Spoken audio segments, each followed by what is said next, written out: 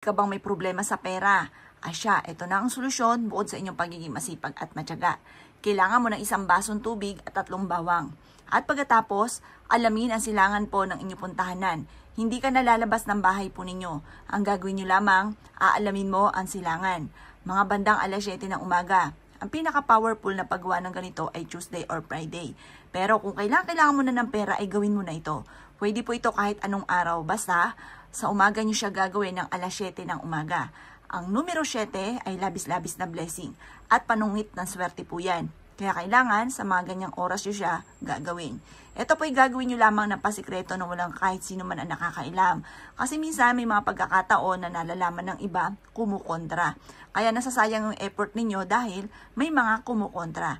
Kaya mas mainam ay walang kukontra. Kaya huwag nyo na ito ipaalam kahit kanino. Kumuha ka po ng 1 basong tubig at 3 bawang. At pagkatapos ay i-wish nyo po ang lahat ng inyong ninanais.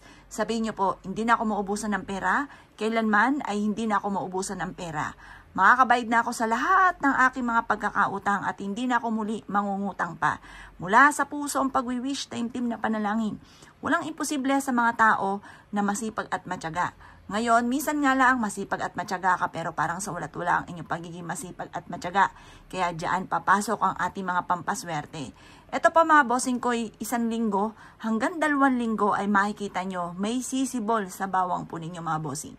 Ngayon pa mga bossing ko, mas mainam na kapag ito ay humabahaba na ng sibol, itatanim nyo siya sa lupa. At sabihin nyo habang tinatanim nyo sa lupa, simula na ito ng pag-asenso ko at kailanman hindi na ako mamumblema tungkol sa usapin ng pera.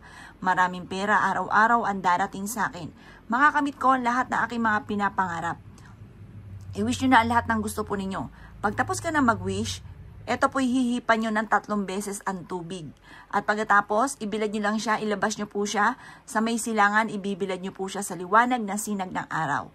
Pagtapos na po ng alas 8 ng umaga, kunin nyo siya at ilagay sa likod ng pintuan ng main door. Ang dulot ito ay napakaswerte. Kung lagi kami na malas, subukan nyo po itong gawin at napaka-epektibo po nito.